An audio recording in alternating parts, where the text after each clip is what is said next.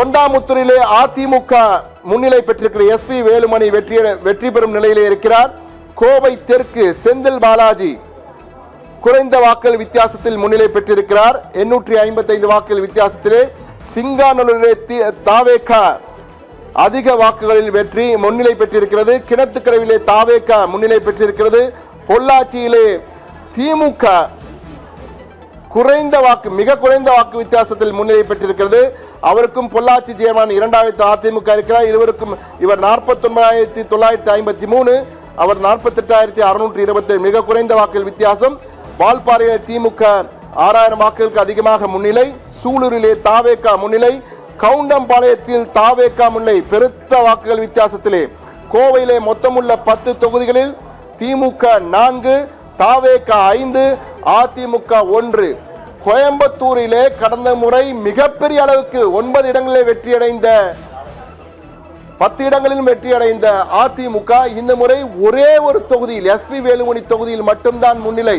மற்ற இடங்களில் wash out ஆகி இருக்கிறது.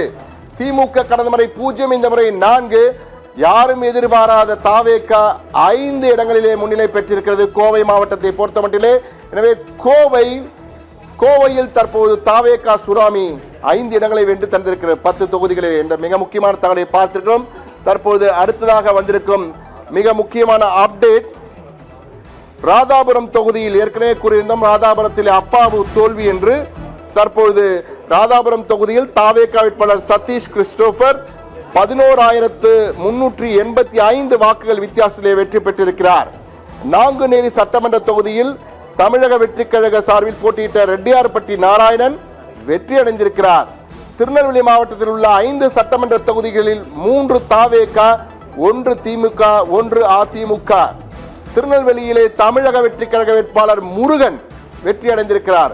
பாளையங்கோட்டையில் திமுக வேட்பாளர் அப்துல் வகாப், நாங்குநேரியில் தாவேகா வேட்பாளர் ரெட்டியார்பட்டி நாராயணன், அம்பாசமுத்திரம் சட்டமன்ற தொகுதியில் அதிமுக வேட்பாளர் இசக்கி சுப்பையா, ராதாபுரம் தொகுதியிலே தாவேகா வேட்பாளர் சதீஷ் கிறிஸ்டோபர் வெற்றி அடைந்திருக்கிறார். எனவே கோயம்புத்தூரை அடுத்து திருநெல்வேலியிலும் தாவேகா மயம்தான் இருந்திருக்கிறது. 3 இடங்கள் 5இல் 3இல் வெற்றி அடைந்திருக்கிறார் என்பதுதான் மிக முக்கியமாக பார்க்க வேண்டியிருக்கிறது. எனவே